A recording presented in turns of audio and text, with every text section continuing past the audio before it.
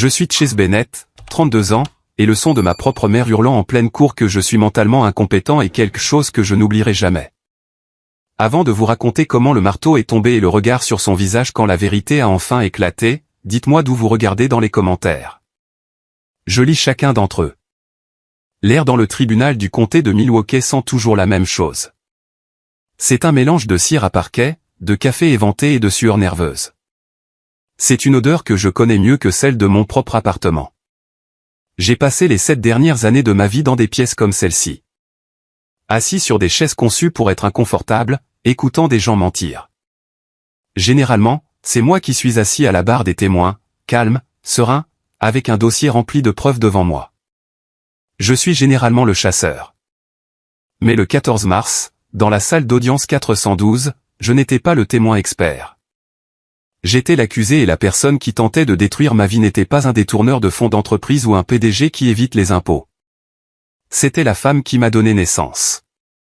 Je me suis assis à la table du défendeur. Mes mains croisées sur le bois poli. Je gardais ma respiration régulière, inspirant, expirant. Je me concentrais sur la texture de la table, le grain du bois.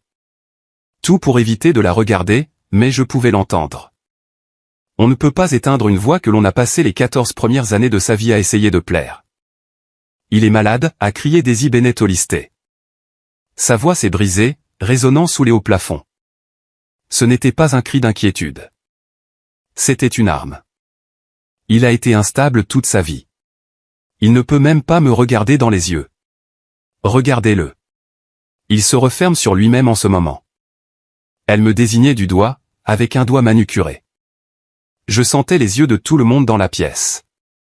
L'huissier, la sténographe, les quelques spectateurs s'enflammant dans mon dos. Ma mère portait un blazer bleu marine que je savais qu'elle avait acheté spécialement pour ce jour. Elle voulait avoir l'air respectable. Elle voulait avoir l'air d'une fille en deuil préoccupée par son fils en difficulté. À côté d'elle se tenait Théodore Olisté, mon beau-père. Il secouait lentement la tête, son visage un masque de tristesse joué comme s'il regardait une tragédie qu'il avait essayé si fort d'empêcher. « Votre honneur » a poursuivi Daisy, ignorant la main de son avocat sur son bras. Ma mère, que Dieu ait son âme, a été manipulée. Chase n'est pas capable de gérer un domaine de cette taille. Il n'est pas capable de gérer un chéquier. Il a besoin d'aide. Nous voulons juste lui obtenir l'aide dont il a besoin et protéger l'héritage de ma mère. Héritage. Ce mot est resté en suspens dans l'air comme une mauvaise blague. Je n'ai pas bougé. Je n'ai pas tressailli. Je n'ai pas crié qu'elle était une menteuse. Je ne me suis pas levé pour dire à la pièce qu'elle ne m'avait pas appelé pour mon anniversaire depuis 10 ans. Je suis juste resté assis là. Pour l'œil non averti, j'avais probablement l'air renfermé. J'avais probablement l'air exactement de l'homme brisé, socialement maladroit, mentalement fragile qu'elle me dépeignait. Mais je ne me renfermais pas. J'attendais. La juge Patricia Kowalik était assise sur le banc, au-dessus de nous tous. C'était une femme d'une 60aine d'années, avec des cheveux gris acier coupés en carrés nets et des lunettes de lecture perchées au bout de son nez. Je l'avais vue supporter des heures de témoignages fastidieux sans ciller. Je savais qu'elle détestait le drame dans sa salle d'audience. Je savais qu'elle méprisait les interruptions. Elle a laissé ma mère terminer son accès de colère. Elle a laissé le silence s'étirer ensuite, lourd et suffocant. Le seul son était le grattement de la machine de la sténographe. Puis, la juge Kowalik a retiré ses lunettes. Elle les a pliées lentement et les a posées sur la pile de dossiers devant elle. Elle n'a pas regardé ma mère. Elle a tourné son regard vers l'homme en costume trop grand debout à côté d'elle. Bradley Fenwick, l'avocat de ma mère. Bradley était jeune, peut-être 28 ans. Il se pavanait dans la salle d'audience toute la matinée, confiant que c'était une affaire de tutelle facile. Il pensait qu'il combattait un comptable reclus et instable. Il pensait qu'il avait déjà gagné. « Monsieur Fenwick » a dit la juge. Sa voix était calme, mais elle portait dans tous les coins de la pièce. « Oui, votre honneur. » Bradley a ajusté sa cravate, l'air prêt à s'excuser pour l'explosion émotionnelle de sa cliente. « J'ai lu votre déclaration liminaire » a dit la juge. J'ai lu la pétition déposée par votre cliente. Vous affirmez que Monsieur Bennett ici est mentalement incompétent. Vous affirmez qu'il n'a pas la capacité cognitive de comprendre les questions financières. Vous affirmez qu'il est un danger pour son propre bien-être financier. Nous avons des documents, votre honneur, a dit Bradley, tendant la main vers un dossier. Des rapports de conseillers scolaires d'il y a 18 ans. Des déclarations de témoins de membres de la famille. La juge Kowalik a levé la main. Bradley a cessé de parler immédiatement. Elle s'est penchée en avant. Le cuir de sa chaise a gémi. Elle a regardé Bradley Fenwick droit dans les yeux. Puis elle a tourné son regard vers moi pendant une fraction de seconde, un éclair de reconnaissance que personne d'autre n'a vu avant de se tourner de nouveau vers lui. Conseiller, a-t-elle demandé, son ton dangereusement calme. N'avez-vous vraiment aucune idée de qui est cet homme? Bradley a cligné des yeux. Il a regardé ses notes. Puis il m'a regardé. Il a vu un homme en costume gris assis seul. Il a vu un inconnu.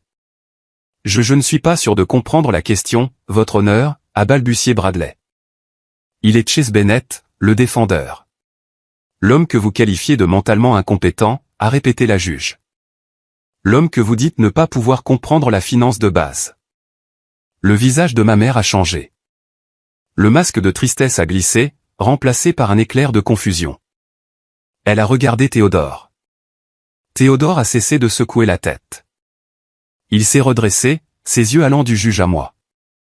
Oui, votre honneur, a dit Bradley, sa confiance vacillante. C'est notre position, la juge a poussé un soupir qui ressemblait étrangement à de la déception. Elle a ouvert le dossier devant elle. Monsieur Fenwick, a-t-elle dit. Au cours des 7 dernières années, j'ai présidé 11 affaires majeures de fraude financière dans cette même salle d'audience. Des affaires impliquant des millions de dollars. Des affaires impliquant une comptabilité légale complexe qui vous ferait tourner la tête.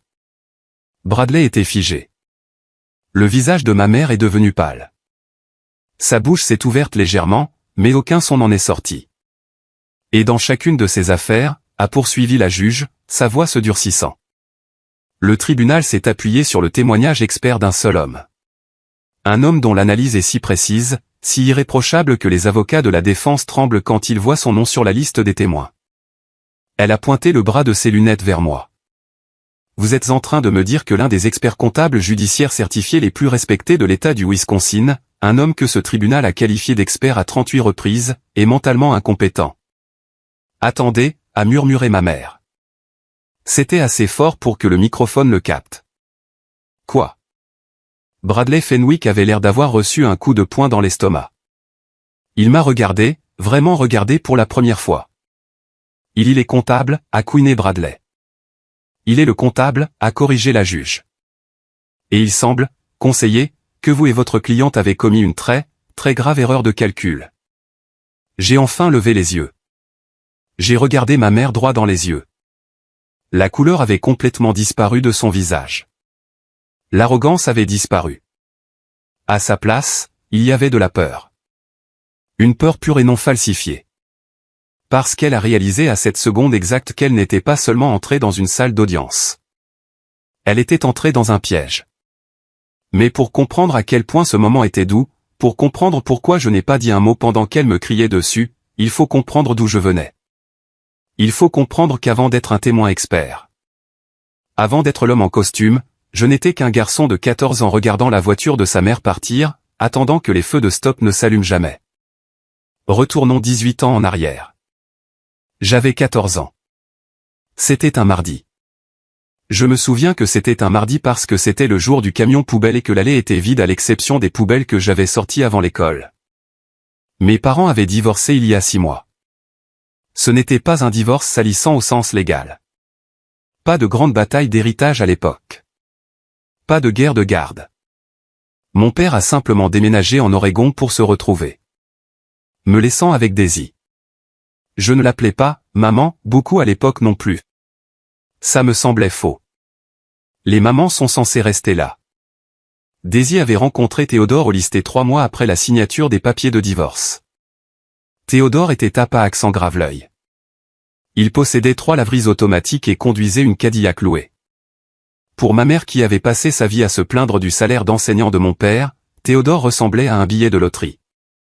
Je suis rentré de l'école ce mardi et j'ai trouvé des valises dans le couloir. Pas les miennes. Les siennes. Chase, a-t-elle dit. Elle se tenait près de la porte, vérifiant son maquillage dans le miroir du couloir. Elle ne m'a pas regardé. Elle appliquait du rouge à lèvres, pressant ses lèvres l'une contre l'autre pour uniformiser la couleur. Théodore et moi déménageons à Rennes. Son entreprise se développe. Je suis resté là, agrippant la sangle de mon sac à dos. D'accord, ai-je dit. Quand partons-nous?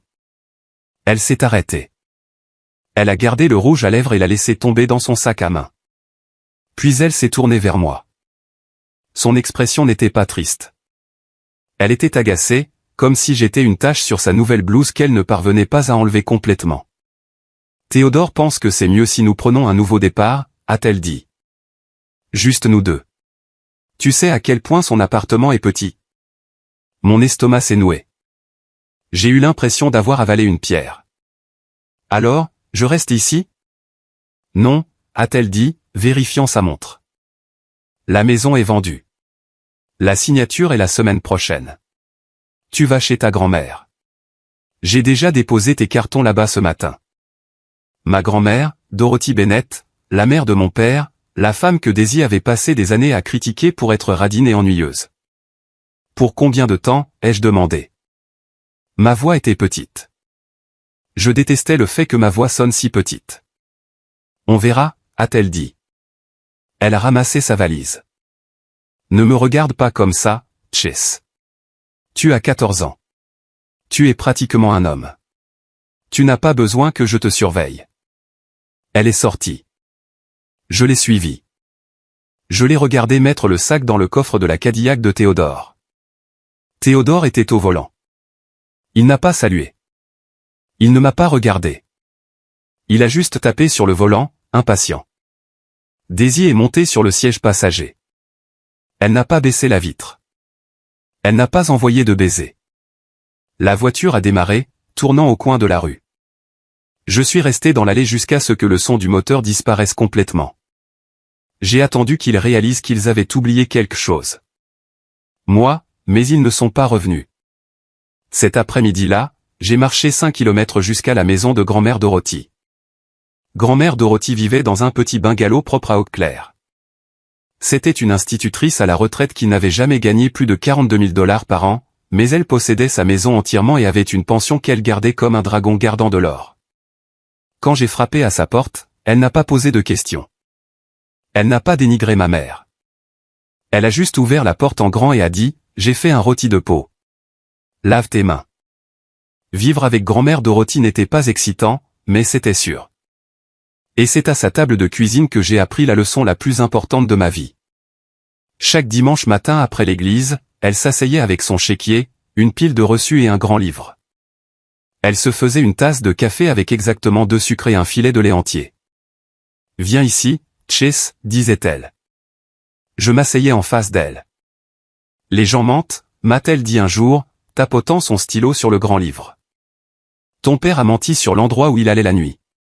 Ta mère mensurait bien, surtout. Les politiciens mentent. Même les pasteurs mentent parfois. » Elle a ouvert le grand livre. Des rangées de chiffres manuscrits soignés remplissaient la page. « Mais les chiffres, a-t-elle dit, levant les yeux vers moi par-dessus ses lunettes de lecture, les chiffres sont honnêtes. Si tu dépenses $1, il est parti. Tu ne peux pas le faire revenir dans ta poche. Si tu sais lire les chiffres, Chase, personne ne pourra jamais te tromper.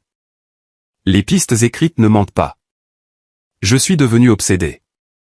J'ai commencé à tenir son chéquier pour elle quand j'avais 15 ans. À 16 ans, je l'aidais à maximiser les intérêts de ses CD, certificats de dépôt. J'ai trouvé du réconfort dans la nature en noir et blanc de la comptabilité. Il n'y avait pas de zone grise, pas d'ambiguïté émotionnelle. Les calculs fonctionnaient ou ne fonctionnaient pas. Cette table de cuisine, c'est là que j'ai décidé de devenir comptable. Pas n'importe quel comptable, mais un comptable judiciaire. Je voulais être celui qui trouvait la vérité quand tout le monde essayait de la cacher. Les années passèrent. J'ai obtenu une bourse à l'université du Wisconsin. J'ai obtenu mon diplôme avec les meilleures notes de ma promotion. J'ai obtenu ma licence de CPA. Puis j'ai obtenu mon titre de CF expert comptable certifié en fraude. J'ai commencé à travailler pour un cabinet à Milwaukee. J'ai bâti une réputation. J'étais bon.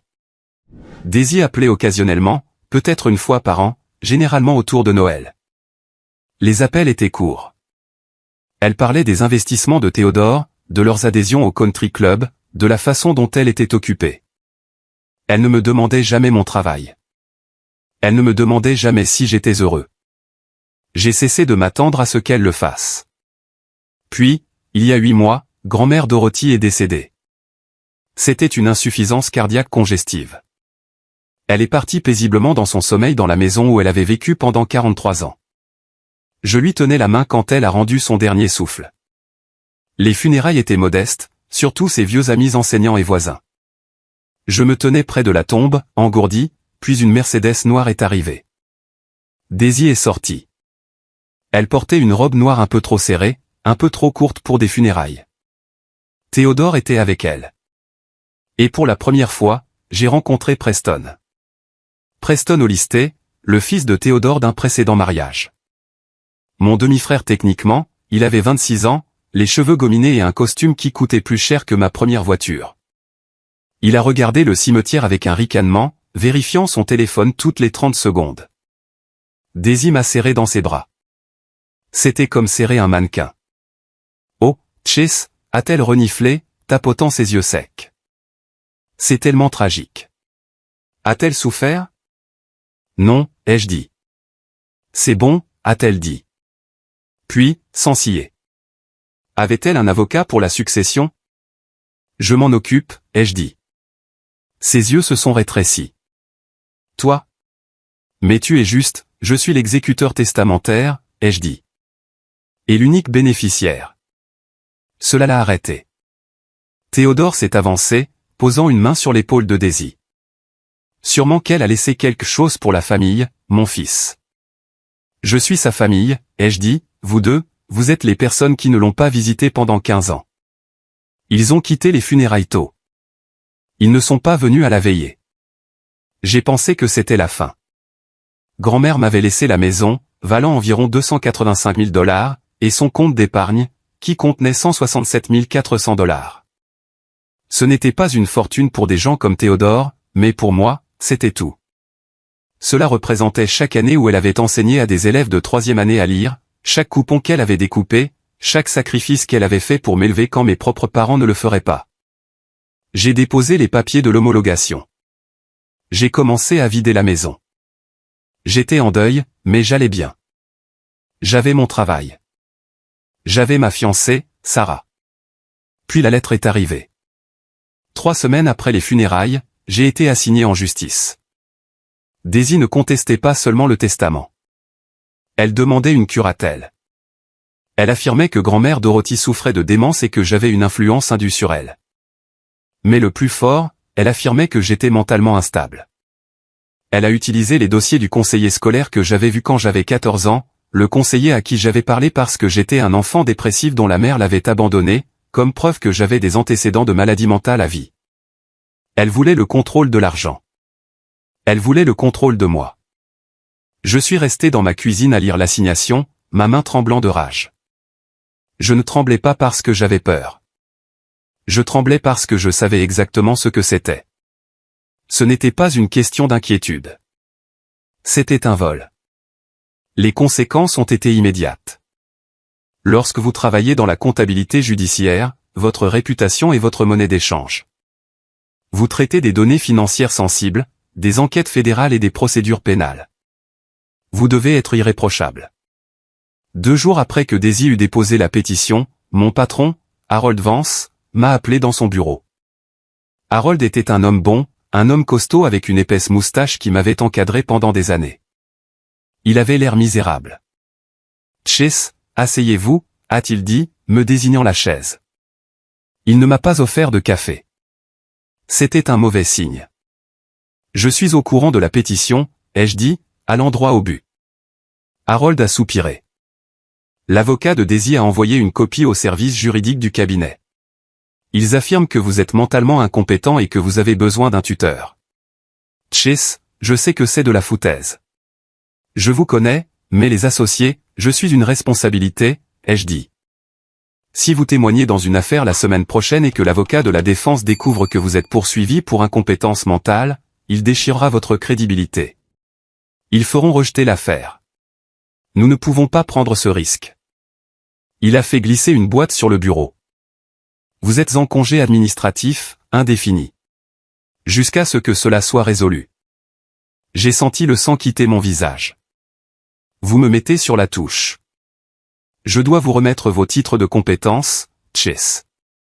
J'ai fouillé ma poche et j'ai sorti ma carte d'identité, l'insigne qui me donnait accès aux serveurs sécurisés, au coffre des banques, à la vie que j'avais construite. Je l'ai posé sur le bureau. J'ai eu l'impression de remettre un morceau de mon âme. Je vais arranger ça, Harold, ai-je dit, me levant. Et quand je le ferai, j'attends une augmentation. Je suis sorti du bureau la tête haute. Mais à l'intérieur, je m'effondrais. Ils avaient pris mon emploi, mon identité. J'ai roulé jusqu'à la maison, mes jointures blanches sur le volant. Quand je suis arrivé à l'allée de l'appartement que je partageais avec Sarah, j'ai vu une voiture me bloquer. C'était une Porsche 911 Carrera, noir mat, flambant neuve. Elle ressemblait à un vaisseau spatial garé devant notre modeste duplex. Preston était appuyé sur le capot, portant des lunettes de soleil, même s'il faisait couvert. Il naviguait sur son téléphone. Quand je suis sorti de ma Honda Accord, il a ricané. « Belle voiture », a-t-il dit, faisant un signe de tête vers ma voiture. Très sensé. « Dégage de mon allée, Preston », ai-je dit. « Ouah, détends-toi, petit frère. » Il a ri. « Maman m'a envoyé. Elle s'inquiète pour toi. Elle a entendu dire que tu avais perdu ton emploi aujourd'hui. Les nouvelles voyagent vite quand ta mère est un vautour. » Je n'ai pas perdu mon emploi, ai-je dit, m'approchant. Je suis en congé. Il y a une différence. Preston s'est détaché de la Porsche. Il était plus grand que moi, plus large. Il avait le genre de corps sculpté en salle de sport qui vient de coach personnel cher et de shaker de protéines, pas de travail acharné. « Écoute, mec », a-t-il dit, sa voix baissant en un faux murmure conspirateur. « Maman et papa veulent juste t'aider. Tu as clairement des difficultés. L'argent de grand-mère. C'est beaucoup de responsabilités. Papa est un magicien des investissements. Il peut doubler cet héritage en un an. Pourquoi ne signerais-tu pas simplement les papiers? Laisse-les gérer le stress. Tu peux juste te détendre. » J'ai regardé la Porsche. Puis j'ai regardé Preston. « C'est la tienne ?» ai-je demandé. « Location » a-t-il dit, bombant le torse. « Mais je vais l'acheter le mois prochain. Les affaires marchent bien. »« Quelles affaires ?» ai-je demandé. « La dernière fois que j'ai entendu. Tu étais un entrepreneur sans entreprise. » La mâchoire de Preston s'est contractée. « Je gère des actifs. »« Écoute, ne sois pas idiot, Chase. Nous allons gagner. Maman a les dossiers médicaux. Elle a l'historique familial. Tu n'es qu'un gars triste et seul qui a trompé une vieille dame. Lâche l'affaire. Dégage d'ici, ai-je dit, ma voix basse, avant que j'appelle les flics pour intrusion. Preston a ri, est monté dans la Porsche et a fait rugir le moteur. Il a rugi comme une bête, faisant trembler les fenêtres de la maison. Il a démarré en trombe, laissant des traces de pneus sur le trottoir. Je suis entré. Sarah était assise à la table de la cuisine. Ses yeux étaient rouges. « Chase » a-t-elle demandé. J'ai vu Preston, ai-je dit, jetant mes clés sur le comptoir. Il t'a parlé? Non, a-t-elle dit. Elle a hésité. Mais ta tante Linda a appelé. Linda, la sœur de Daisy. Une autre personne à qui je n'avais pas parlé depuis des années. Qu'est-ce qu'elle voulait? Elle a dit que tu devrais peut-être y réfléchir. Chase, a dit Sarah, sa voix tremblante. Elle a dit qu'il y a un historique de problèmes dans la famille. Elle a dit que tu avais menacé ta mère. Je ne l'ai jamais menacée, ai-je claqué. Je ne lui ai pas parlé depuis 10 ans. Je sais. Sarah s'est levée, pleurant maintenant. Mais Chase, ils ont des avocats. Ils ont des documents. Tu viens de perdre ton emploi. Peut-être devrions-nous simplement transiger. Leur donner la moitié. Est-ce que ça vaut la peine de détruire nos vies pour ça? J'ai regardé Sarah. Je l'aimais. Nous étions censés nous marier en juin. Mais à ce moment-là, en regardant la peur dans ses yeux, j'ai réalisé qu'elle ne comprenait pas. Elle voyait une querelle familiale. Elle ne voyait pas les prédateurs. Ce n'est pas une question d'argent, Sarah, ai-je dit. C'est une question de grand-mère.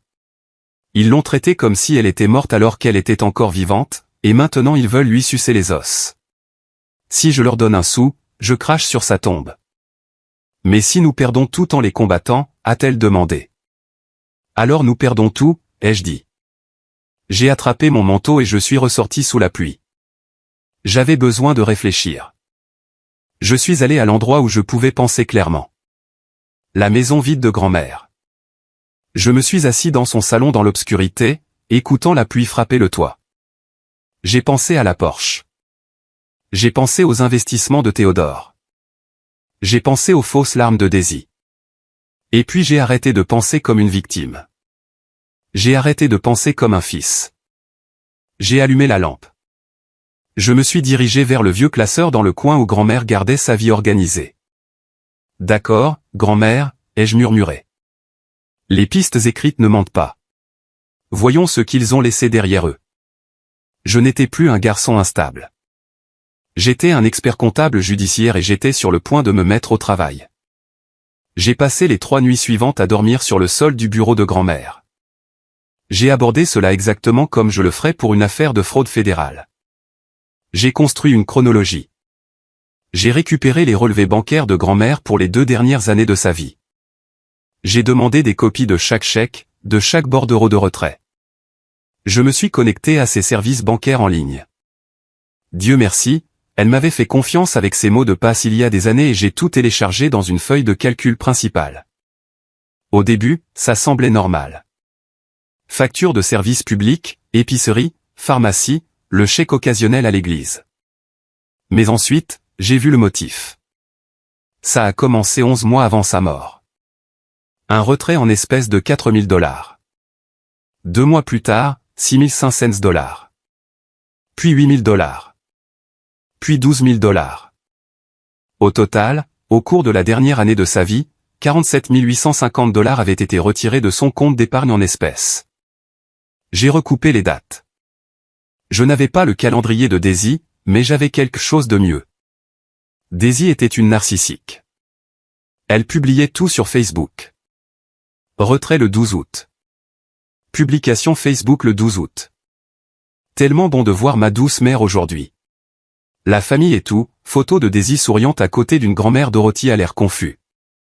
Retrait le 4 octobre. Publication Facebook le 4 octobre, visite à maman. Ça me brise le cœur de la voir s'éteindre, mais je serai toujours là pour aider. Cette retrait, cette visite, cette publication Facebook. La rage qui montait en moi était froide et vive. Il ne la visitait pas seulement, il la moissonnait. Mais les retraits en espèces ne sont pas illégaux si le titulaire du compte les effectue. Daisy argumenterait que grand-mère lui a donné l'argent en cadeau.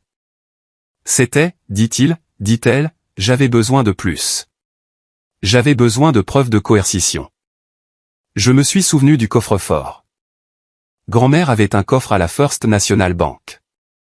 J'en étais co-signataire, même si je ne l'avais pas visité depuis des années. Le lendemain matin, je suis allé à la banque. La chambre forte sentait la vieille poussière et l'argent. Le caissier m'a laissé seul dans une pièce privée avec la longue boîte métallique. Je l'ai ouverte. À l'intérieur se trouvait son acte de naissance, le titre de propriété de la maison, quelques vieilles obligations d'épargne et un journal en cuir marron. Je ne savais pas qu'elle tenait un journal. Je l'ai ouvert. L'écriture était tremblante, le tremblement de l'âge mais lisible. 12 août, Daisy est venue aujourd'hui. Elle pleurait. A dit que Théodore avait des ennuis avec des gens dangereux. Ils ont besoin d'argent pour un avocat. Je lui ai donné $4000. Je ne fais pas confiance à Théodore, mais Daisy est ma fille.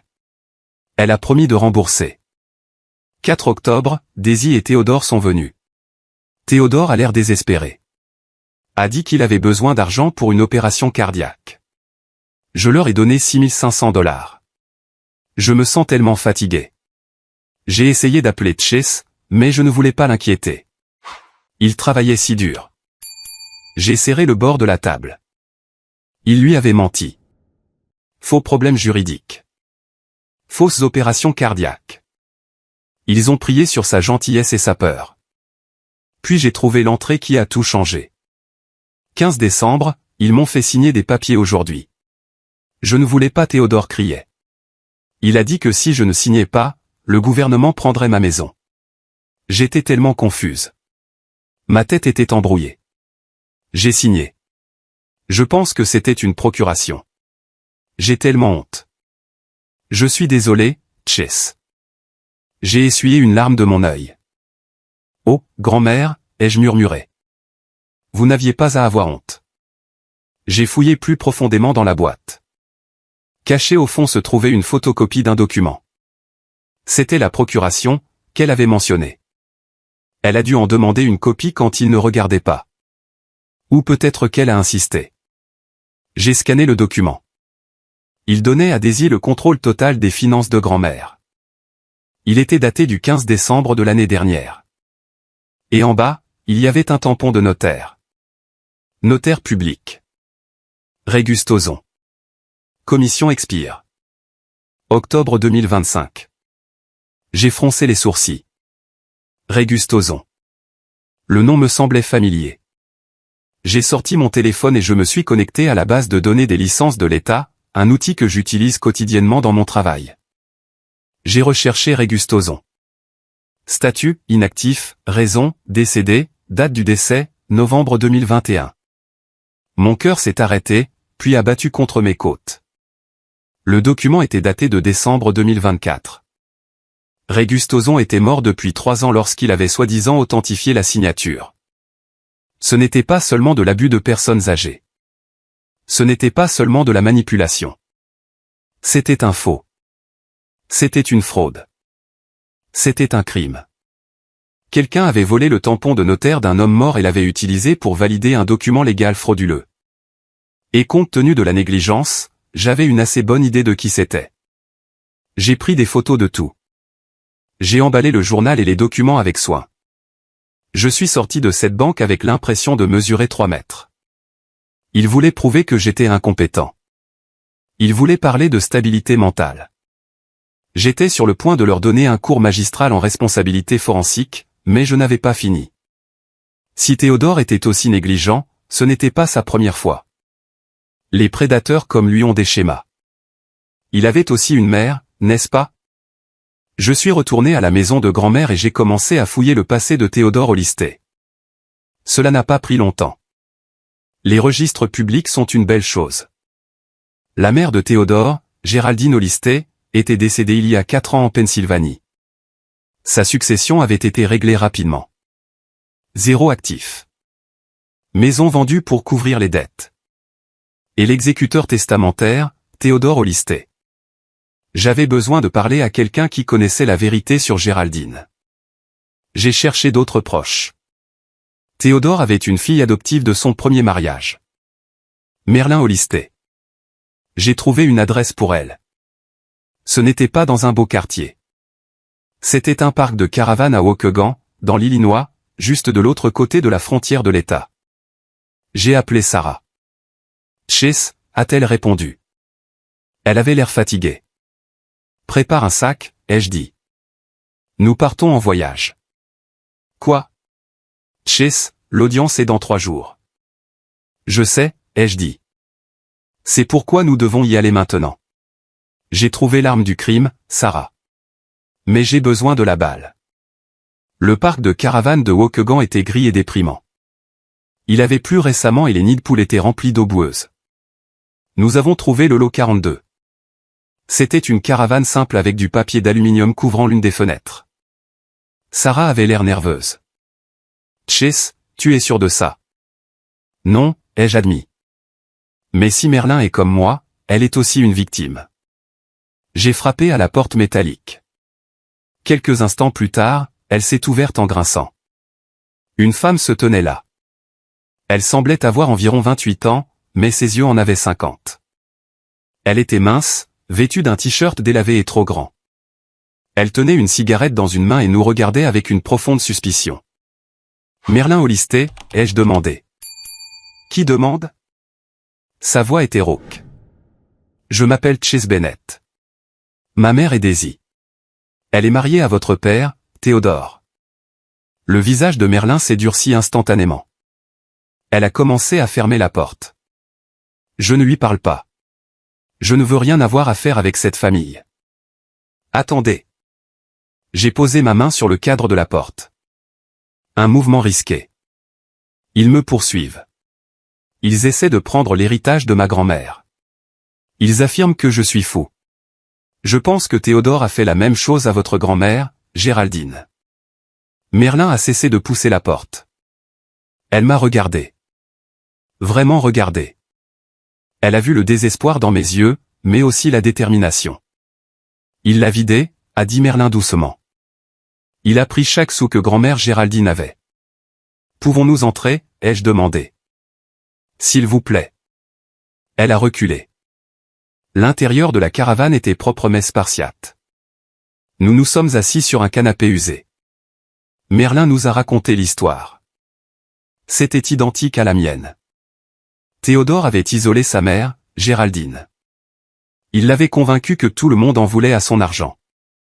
Il avait pris le contrôle de ses comptes, vendu sa maison et l'avait placé dans une maison de retraite d'État bon marché pendant qu'il dépensait son argent pour des voitures et de mauvaises affaires. J'ai essayé de l'arrêter, a dit Merlin, allumant une autre cigarette. Sa main tremblait, mais j'avais 22 ans. Il a dit à tout le monde que j'étais une toxicomane. Il m'a discrédité. Personne ne m'a cru. Il m'appelle mentalement incompétent, ai-je dit. Merlin a ri. Un son amer et sec. C'est sa stratégie. Isoler la victime, discréditer les témoins. C'est une veuve noire, Chase. Sauf qu'il ne les tue pas. Il les saigne à blanc jusqu'à ce qu'elles meurent de chagrin. J'ai trouvé des preuves, ai-je dit. Faux, un faux tampon de notaire. Les yeux de Merlin se sont écarquillés. Vous l'avez sur papier? Oui, mais j'ai besoin d'un témoin pour établir le schéma. Si vous témoignez, nous pouvons l'arrêter. Non seulement pour ma grand-mère, mais aussi pour la vôtre. Merlin a baissé les yeux sur ses mains. Il est effrayant, Chase. Tu ne sais pas ce qu'il est quand il est en colère. Je n'ai pas peur de lui, ai-je dit. Et vous n'avez pas à l'être non plus. J'ai une avocate qui est un requin. Nous vous protégerons. Sarah a tendu la main et a pris celle de Merlin. S'il vous plaît. Il a détruit la carrière de Chase. Il essaie de détruire nos vies. Aidez-nous à l'arrêter. Merlin a regardé Sarah, puis moi. Elle a pris une longue bouffée de sa cigarette et l'a éteinte. Je le ferai, a-t-elle dit. Je veux voir le regard sur son visage quand il réalisera qu'il ne s'en est pas tiré. Nous sommes rentrés à Milwaukee cette nuit-là. J'ai appelé mon avocate, Caroline Jenkins. Caroline était chère, à la langue acérée et terrifiante. Quand je lui ai dit ce que j'avais, elle a ri. Chase, a-t-elle dit. Ce n'est plus une défense. C'est une exécution. Le lendemain était mon interrogatoire préalable. C'est là que l'avocat de la partie adverse peut vous poser des questions sous serment avant le procès. C'est une pêche à l'information. Caroline m'a donné des instructions précises. Ne montrez pas vos cartes.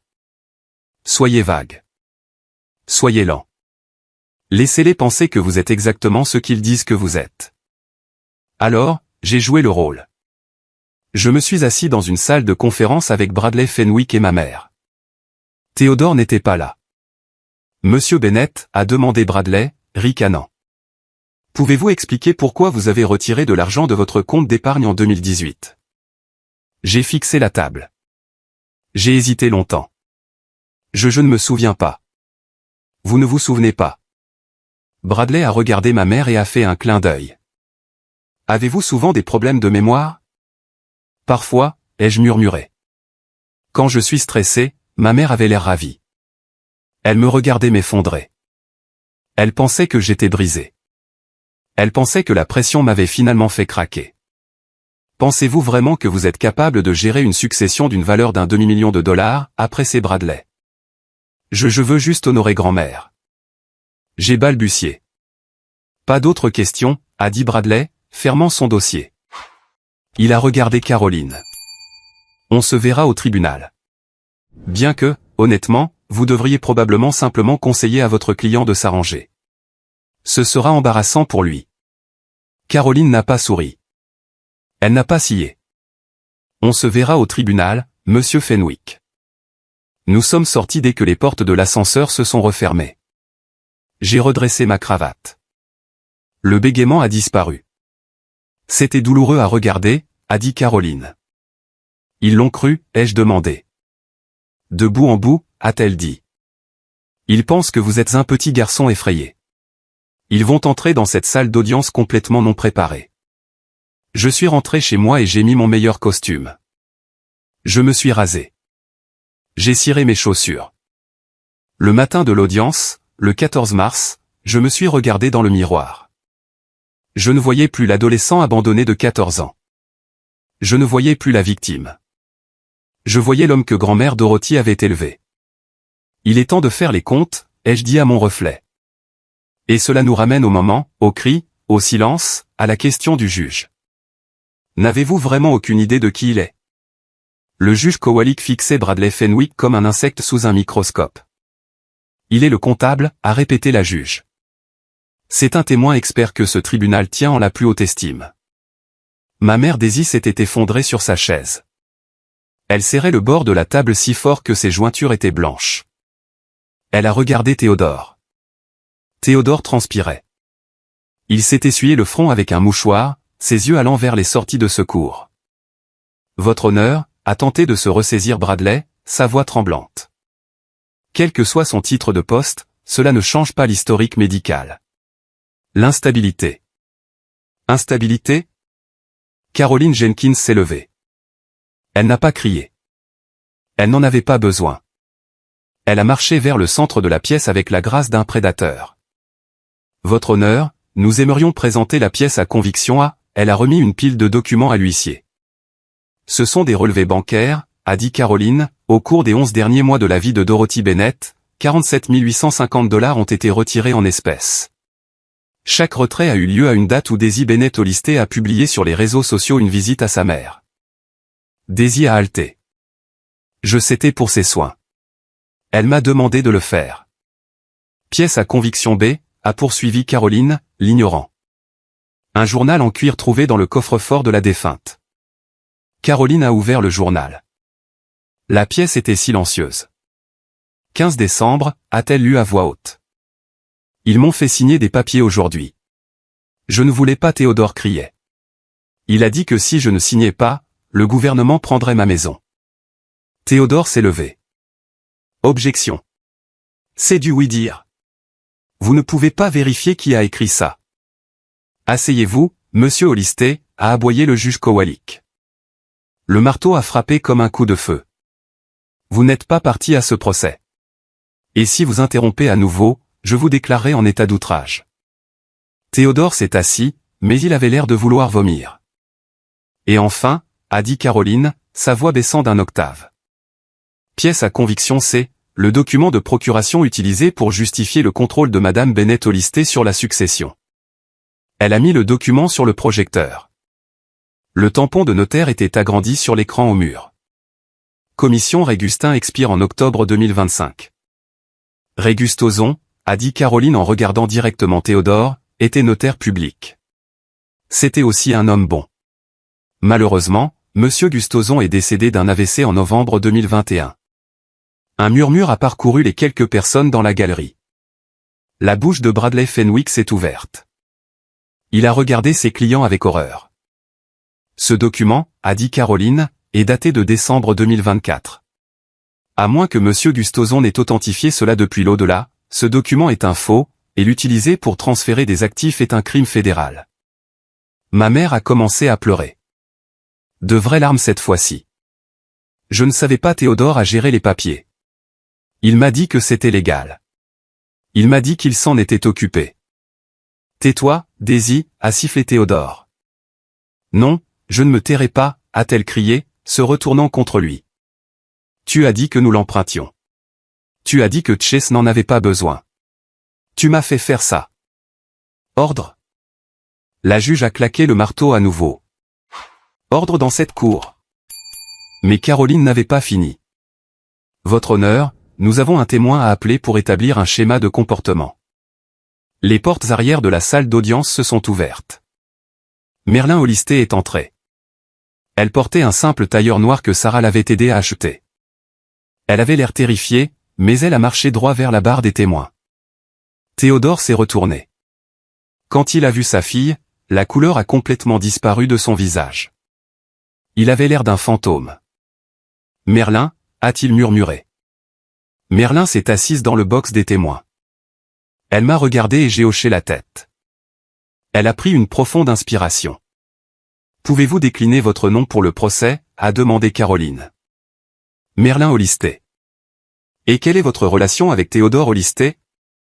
Il est mon père. Merlin, a demandé Caroline doucement. Pouvez-vous dire à la cour ce qui est arrivé à votre grand-mère, la succession de Géraldine Hollister? Merlin a regardé son père. Pendant une seconde, j'ai cru qu'elle allait s'étouffer, mais ensuite elle a parlé clairement et fort. Il l'a volée, a-t-elle dit. Il l'a isolée. Il l'a forcée à signer des papiers qu'elle ne comprenait pas. Il a vendu sa maison et a mis l'argent sur ses comptes. Quand elle est morte, il ne restait plus rien pour ses funérailles. Le comté a dû l'enterrer. Menteuse, a crié Théodore, se levant. C'est une droguée. Elle ment. Huissier, a hurlé le juge Kowalik. Maîtrisez cet homme. Deux huissiers sont intervenus, forçant Théodore à se rasseoir sur sa chaise. La juge Kowalik a regardé les preuves. Elle a regardé le faux tampon de notaire sur l'écran. Elle a regardé ma mère sanglotant dans ses mains et Théodore bouillonnant de rage. Puis elle m'a regardé. Monsieur Bennett, a-t-elle dit. Je voudrais vous présenter mes excuses. Il semble que la seule personne compétente dans cette famille soit vous. Elle s'est tournée vers la greffière. La pétition de curatelle est rejetée avec préjudice. De plus, je confisque toutes les preuves présentées ici aujourd'hui. Je renvoie cette affaire au bureau du procureur pour une enquête immédiate sur le faux, l'abus de personnes âgées et la fraude électronique. Elle a regardé Théodore. Et monsieur Hollister, je ne quitterai pas la ville si j'étais vous. Le FBI a tendance à désapprouver la fraude inter-État. La séance est levée. Le marteau est tombé. C'était le plus beau son que j'ai jamais entendu. Alors que la salle se vidait, deux agents en uniforme se sont dirigés vers Théodore et Daisy. Ils n'étaient pas encore arrêtés. Le mandat prend quelques heures, mais ils étaient placés en détention pour interrogatoire concernant les documents falsifiés. Ma mère m'a regardé alors que les agents la faisaient sortir. Son mascara coulait sur son visage. Chase, a-t-elle plaidé. Chase, s'il te plaît. Il m'a fait faire ça. Je suis ta mère. Je me suis levé. J'ai boutonné ma veste. Je l'ai regardé droit dans les yeux, canalisant chaque once de la force de grand-mère Dorothy. Je ne sais pas qui vous êtes, ai-je dit calmement. Ma mère est partie il y a 18 ans.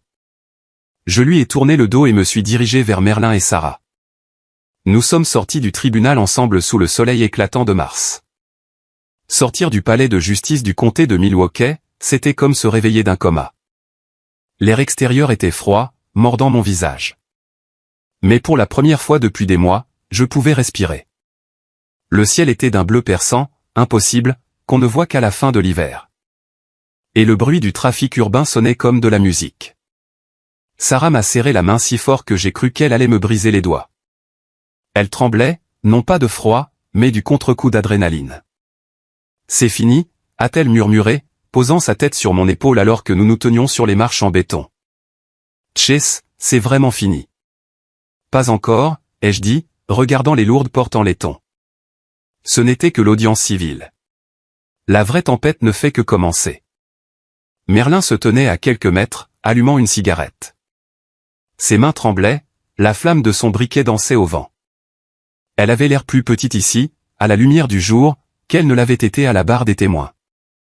Elle a pris une longue bouffée, a exhalé un panache de fumée grise et m'a regardé avec des yeux qui avaient trop vu. Il va essayer de s'enfuir, a dit Merlin. Sa voix était monocorde, dénuée d'émotion. Théodore, il a des comptes au Caïman. Il s'en vantait quand il était ivre. S'il le libère sous caution, il est parti.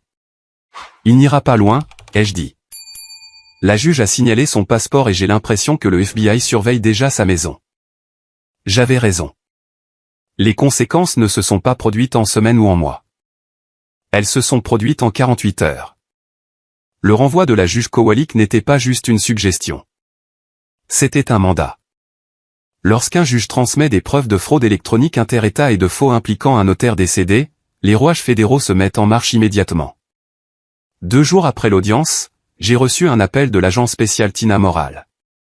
Sa voix était perçante, professionnelle et terrifiante de calme. Elle m'a demandé de venir au bureau de terrain pour leur expliquer la feuille de calcul que j'avais créée. J'ai passé 6 heures dans une pièce sans fenêtre avec l'agent Morale et une équipe d'experts comptables judiciaires qui travaillaient pour le bureau. C'étaient les gars que j'avais idolâtrés à l'université. Ils étaient les meilleurs et ils regardaient mon travail, ma feuille de calcul, ma chronologie avec respect. Vous avez oublié quelque chose, Chase, a dit l'agent Morale, désignant une série de virements que j'avais signalés comme non identifiés. Mon estomac s'est noué. J'ai fait une erreur. Vous n'aviez pas accès à ces relevés de carte de crédit, a-t-elle dit, glissant un nouveau document sur la table. Regardez les dates. J'ai regardé. Les dates des retraits en espèces du compte de grand-mère correspondaient aux paiements effectués à une société de leasing à Chicago. La Porsche, ai-je murmuré. Exactement, a dit Morale. Il n'utilisait pas seulement l'argent de votre grand-mère pour des frais juridiques ou des factures médicales.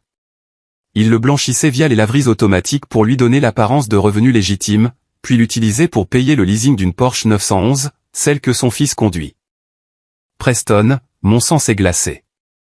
Preston s'était tenu dans mon allée, appuyé contre cette voiture, me traitant de raté.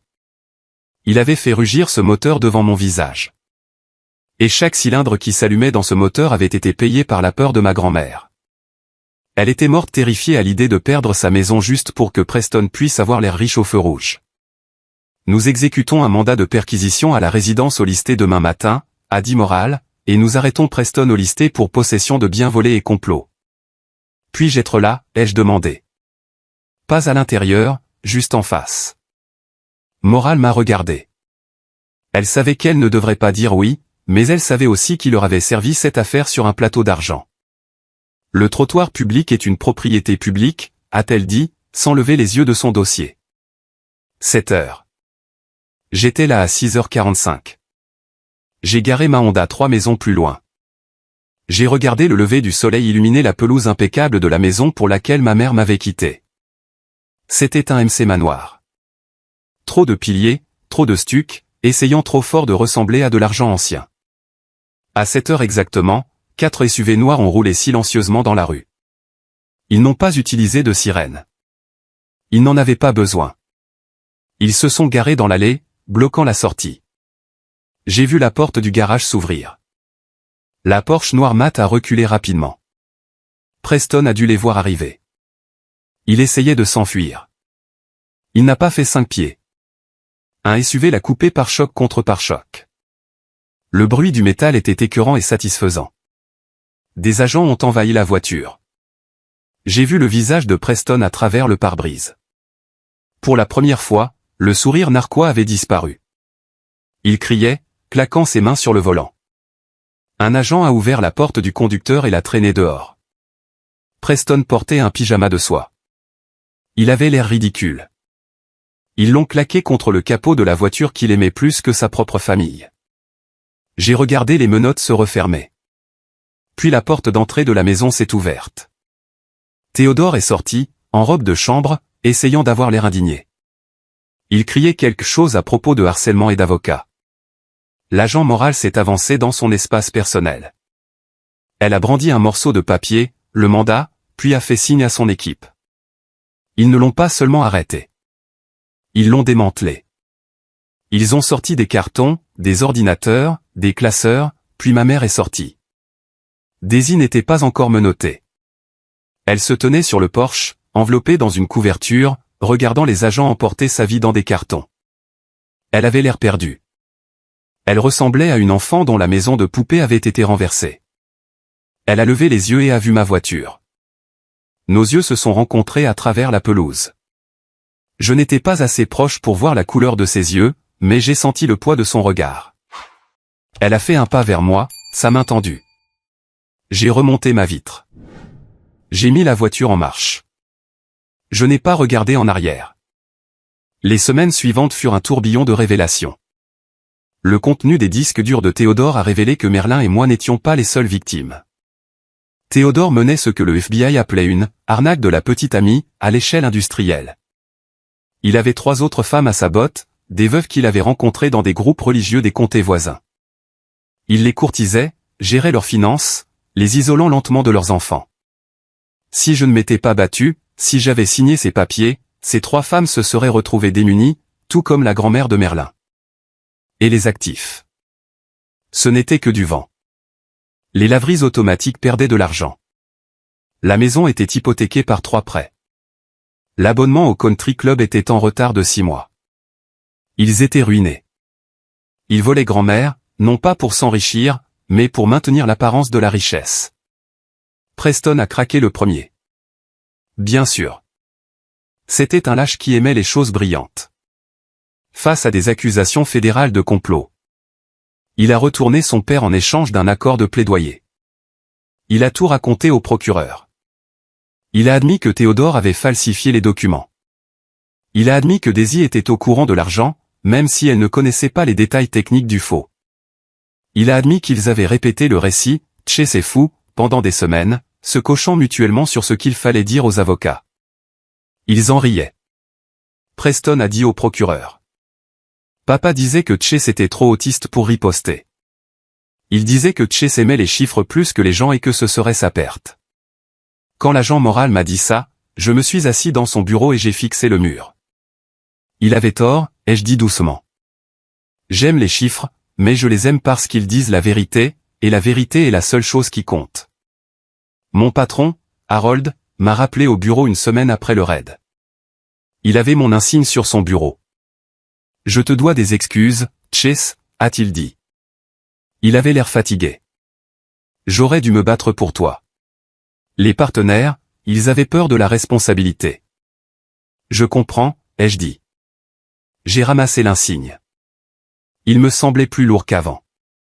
Mais Harold, je veux diriger la division de la fraude contre les personnes âgées. Je veux créer une unité spécialisée. Je veux travailler avec le FBI sur des affaires comme celle-ci. Harold a souri. J'ai déjà approuvé le budget. Bienvenue. Mais le plus difficile dans les retombées n'a pas été la bataille juridique ou le travail. Ce fut le silence. Les appels téléphoniques de tante Linda ont cessé. Les singes volants. Les membres de la famille qui m'avaient fait pression pour que je m'arrange ont disparu dans la nature. Ils ne se sont pas excusés. Ils ont juste fait semblant de n'avoir pas été complices. J'allais chez grand-mère tous les week-ends. Sarah et moi avons commencé à peindre les murs. Nous avons arraché la vieille moquette. Nous nous l'approprions. Mais chaque fois que je passais devant la table de la cuisine, je m'attendais à voir grand-mère assise là avec son grand livre. Un samedi, Merlin est venu nous aider à enlever le papier peint. Elle allait mieux. Elle avait pris un peu de poids, et les cernes sous ses yeux s'estompaient. Ils lui ont refusé la caution, a-t-elle dit, grattant un morceau de papier fleuri du mur. Théodore, il est enfermé au comté. Bien, ai-je dit. Il m'a appelé, a-t-elle dit. De la prison hier. J'ai posé mon pinceau. Qu'a-t-il dit? Il a dit que c'était un malentendu. Il a dit qu'il l'avait fait pour nous, pour l'héritage familial. C'est un sociopathe, Merlin. Il ne sait pas ce que signifie la famille. Je sais, a-t-elle dit. Elle m'a regardé, les yeux féroces. Je lui ai dit que son héritage n'était pas de l'argent. Son héritage, ce sont 2 enfants qui ont dû se lier sur les décombres qu'il a causés. Et puis j'ai raccroché. J'ai souri. Je suis fier de toi. Je suis fier de nous, a-t-elle dit. Les retombées ont détruit la famille Hollister. Elles ont transformé leur MC Manoir en scène de crime et leur réputation en une moquerie. Mais dans les décombres, autre chose se produisait. Les gens qu'ils avaient jetés, moi, Merlin, Sarah, nous construisions quelque chose de nouveau. Nous construisions une famille qui n'était pas basée sur le sang ou l'argent, mais sur la vérité. Mais il restait un dernier acte à jouer. La condamnation, le moment où les chiffres allaient enfin correspondre à la justice. 6 mois plus tard, nous sommes retournés à la salle d'audience 412. C'était septembre. Les feuilles à Milwaukee devenaient dorées et cramoisies. Un contraste frappant avec le ciel gris. La salle d'audience était bondée cette fois-ci. Les médias avaient repris l'histoire. La « fraude de la veuve noire », l'ont-ils appelée. J'étais assis au premier rang. Sarah était à ma gauche, Merlin à ma droite. Nous formions un front uni. Daisy et Théodore ont été amenés séparément. Ils portaient des combinaisons oranges. Les costumes de créateurs avaient disparu. Les bijoux avaient disparu. Sans les vêtements chers et le maquillage, ils avaient l'air vieux. Ils avaient l'air petits. Daisy ne voulait pas me regarder. Elle gardait les yeux rivés sur le sol. Théodore, cependant, fusillait tout le monde du regard. Il avait toujours cette arrogance, cette conviction qu'il pouvait se tirer d'affaire en parlant. Mais il ne pouvait pas se tirer d'affaire d'une mise en accusation fédérale. Les accords de plaidoyer avaient été signés. Il n'y aurait pas de procès. Ce n'était que la condamnation. La juge Kowalik présidait. Elle avait l'air aussi redoutable que jamais. Elle a lu les dossiers en silence pendant longtemps. La tension dans la pièce était suffocante. Théodore Olisté, a-t-elle commencé? Sa voix n'a pas résonné cette fois. Elle a tranché. Vous êtes un prédateur. Vous avez prié sur les membres les plus vulnérables de notre société. Vous avez volé votre propre mère. Vous avez volé la mère de votre femme. Vous avez manipulé. Vous avez menti. Et vous avez détruit des vies pour le compte d'une voiture louée et d'une adhésion à un club de campagne. Théodore a commencé à ouvrir la bouche, mais son avocat l'a poussé brusquement. Cette cour a vu de nombreux fraudeurs, a poursuivi la juge. Mais peu avec votre niveau de cruauté. Vous avez montré zéro remords.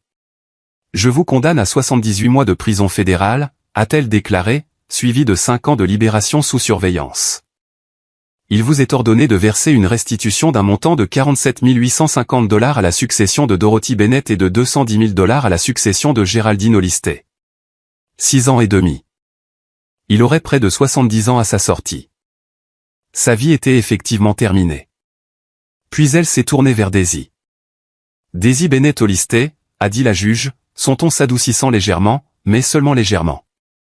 Vous affirmez avoir été manipulée par votre marié, dans une certaine mesure, vous l'avez peut-être été. Mais vous êtes une mère. Vous avez abandonné votre fils quand il avait 14 ans. Et quand il est devenu un homme, vous avez essayé de détruire sa réputation et ses moyens de subsistance parce que vous étiez cupide. Ma mère a levé les yeux.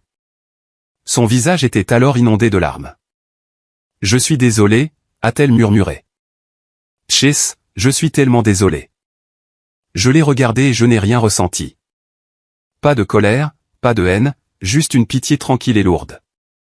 Elle avait choisi un mensonge brillant plutôt qu'une vérité désordonnée. Et maintenant, le brillant avait disparu. Je vous condamne à 60 mois de prison fédérale, a statué la juge. 5 ans, vous serez également conjointement responsable de la restitution. Alors que les huissiers les emmenaient, Daisy s'est retournée une dernière fois. Elle a prononcé le mot « maman », mais je ne savais pas si elle appelait sa mère ou si elle essayait d'être la mienne. Cela n'avait plus d'importance. Nous sommes sortis du tribunal pour la dernière fois. Les journalistes ont essayé de me coller des micros au visage. Monsieur Bennett, comment vous sentez-vous? Leur pardonnez-vous? Je les ai ignorés. Je suis allé directement à ma voiture, je suis monté et je suis parti. Je ne suis pas retourné au bureau. Je suis allé au cimetière. L'herbe avait poussé sur la terre de la tombe de grand-mère Dorothy. Ça avait l'air paisible. Je me suis agenouillé et j'ai déposé un bouquet de roses jaunes, ses préférées, contre la pierre. Nous l'avons fait, grand-mère, ai-je dit à voix haute. Le vent a bruissé les arbres, produisant un soupir. Les comptes sont faits. La dette est payée. J'ai sorti le journal en cuir de ma poche. Je l'avais lu 100 fois, mais il y avait une page que je ne m'étais pas permis de lire avant aujourd'hui. La toute dernière entrée, 4 janvier. Je sais que mon heure approche. Je le sens dans ma poitrine. J'ai peur, mais je ne m'inquiète plus de l'argent. Je sais que Chase trouvera ceci. Il a toujours été le plus intelligent. Il voit les choses clairement. Daisy pense que je suis faible. Théodore pense que je suis stupide. Mais je connais mon petit-fils. Il se battra pour moi. Il sera l'homme que je l'ai élevé à être. Chase, si tu lis ceci, ne sois pas en colère contre ta mère. Aie pitié d'elle. Elle n'a jamais appris la leçon que tu as apprise. Que la vérité est la seule chose qui vaille la peine d'être possédée. Je t'aime, mon garçon. Tu es mon plus grand héritage. Je me suis assis dans l'herbe et j'ai pleuré. J'ai pleuré pour le garçon qui attendait dans l'allée. J'ai pleuré pour la grand-mère qui est morte en ayant honte. Et j'ai pleuré de soulagement d'être enfin libre. La vie a continué comme toujours. L'argent de la restitution a commencé à arriver, quelques centimes par dollar, provenant principalement de la liquidation des biens de Théodore. Je ne l'ai pas gardé. J'ai utilisé chaque centime pour créer un fonds de bourse d'études au nom de grand-mère Dorothy pour les étudiants en comptabilité judiciaire. J'ai gardé la maison. Sarah et moi nous sommes mariés dans le jardin en juin suivant. C'était un petit mariage. Merlin était l'une des demoiselles d'honneur. Harold était mon témoin. Il n'y avait pas de Porsche, pas de costume cher, pas de prétention, juste des gens qui nous aimaient. Preston a purgé 8 mois et a été libéré sous probation. Il travaille maintenant dans un lave-auto. Je le vois parfois quand je passe en voiture. Il garde la tête baissée. Il ne regarde plus les voitures chères. Il ne fait que les frotter. J'ai continué mon travail. Mon unité est devenue la meilleure de l'État. J'ai aidé des centaines de personnes âgées à récupérer leurs économies volées. J'ai mis des dizaines de prédateurs derrière les barreaux. Chaque fois que je coinçais un fraudeur, chaque fois que je trouvais un compte caché ou une signature falsifiée, j'avais l'impression que grand-mère Dorothy regardait par-dessus mon épaule, hochant la tête au-dessus de sa tasse de café. Mais la plus grande victoire n'a pas été l'affaire judiciaire. Ce n'était pas la promotion. C'était un mardi soir, des années plus tard. Sarah et moi avions une fille, Maya. Elle avait 7 ans. Je suis rentré du travail et j'ai trouvé Maya assise à la table de la cuisine. Sa tirelire était vide et un morceau de papier froissé était devant elle. Elle mâchait un crayon, fronçant les sourcils. « Que fais-tu, ma chérie ?» ai-je demandé, m'asseyant en face d'elle. « Je compte » a-t-elle dit. « Sérieusement. Je veux acheter un vélo, mais je ne sais pas si j'ai assez d'argent. Maman a dit que je devais faire un budget. » J'ai souri. Mon cœur avait l'impression de s'épanouir dans ma poitrine. « Eh bien, » ai-je dit, tendant la main vers le papier. « Regardons les chiffres parce que les chiffres disent la vérité. » Je me suis versé une tasse de café. J'ai regardé ma fille en sécurité, aimée, et apprenant la valeur de l'honnêteté. La piste écrite ne s'arrêtait pas avec moi. Elle ne faisait que commencer. Merci beaucoup d'avoir parcouru cette route difficile avec moi. Il n'a pas été facile de revivre la trahison des gens qui étaient censés me protéger. Mais si mon histoire peut sauver ne serait-ce qu'une seule personne, ça en valait la peine. Il y a 3 leçons difficiles que j'ai apprises des ruines de ma famille. Faites confiance, mais vérifiez. Nous nous aveuglons souvent aux défauts de nos proches. Nous pensons que la famille ne nous volerait pas.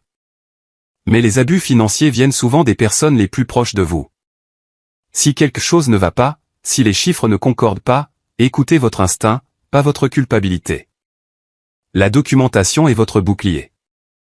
Les journaux de ma grand-mère nous ont sauvés. Dans un monde où elle dit, les pistes écrites sont l'arme ultime. Gardez des registres. Notez les choses.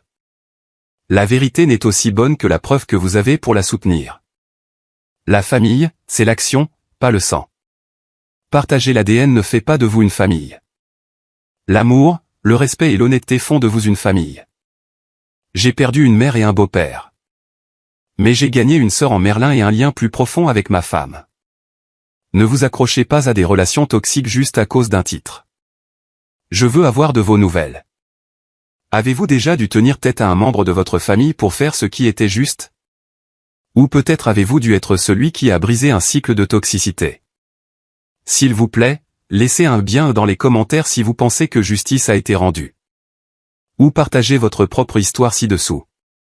Votre interaction aide cette vidéo à atteindre plus de personnes qui pourraient avoir besoin d'entendre cet avertissement. Restez vigilants, gardez vos dossiers et serrez fort vos proches. Je vous retrouverai dans la prochaine histoire.